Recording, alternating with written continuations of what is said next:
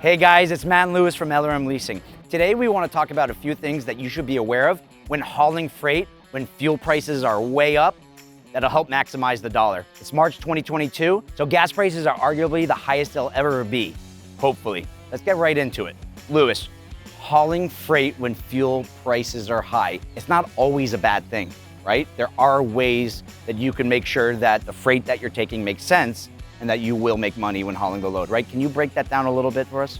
You're right, Matt. This is stuff that everyone should be aware of at all times, honestly, because fuel prices fluctuate. They could come back down and other things can go on in the general markets that are gonna make it go back up. At the end of the day, the biggest thing you need to be able to do is actually look at how much is it costing you to actually run your truck, accounting for the adjustments in fuel, and what are you actually getting paid on your loads, right? And there's two ways to do this. You're either getting paid a flat line haul rate, which you then have to say, well, this is everything I have to cover all my expenses, plus I should be making money, right? Or the other thing is that often a lot of larger shippers will actually pay what's called a fuel surcharge. You'll see it, it's FSC.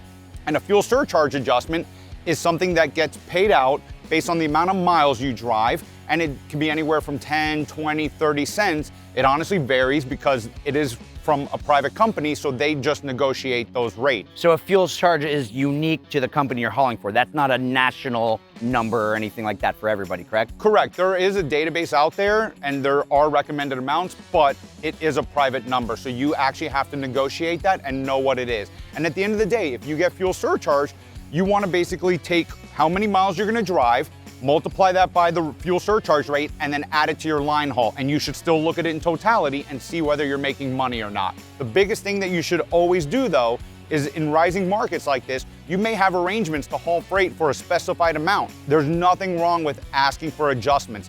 Ask for more money. Ask to increase your line haul amount and tell them, hey, it's a temporary increase. I'm a good carrier for you. I always haul your freight. I'm always on time. I need you to be able to pay me more so I can keep hauling that freight. And then you could adjust it back down when the market actually changes. That's right. They'd much rather work with a carrier they know and trust, pay a little extra than go negotiate on the open market and get maybe a not so trustworthy carrier. So that's absolutely right. I think what also is really important, and really you're saying is, guys, know your numbers. What is your cost to run the route? Break it down by mile, right? We're gonna do a great video coming up later where we really break down how to do your numbers. But if you don't know your numbers and you just get an offer to move a load 1,300 miles and you think a couple $1,000, oh, I must be making money on it, you'd be surprised. Know your numbers. If you don't know your numbers, you're gonna get hurt, right? Anything else you wanna add to that? If the company, by the way, doesn't have fuel surcharge, because a lot of smaller shippers don't actually follow that concept. They just wanna know what they're paying for the actual load. You could back into the numbers yourself. Look at the amount of miles you're driving, look at what the increase is in the price of fuel, and basically tell them that's the amount of money you need extra to actually haul the freight to keep your economics the same. At the end of the day, you just want to basically cover that increasing cost if all your other expenses are staying the same. What do they say? You don't get what you don't ask for. Ask, right? Negotiate. That's what this is all about. Brokers are used to it. Know your numbers. That's your baseline. Now you got to add your profit to it. Again, this is something you should already be doing, but today more than ever, it's that much more important.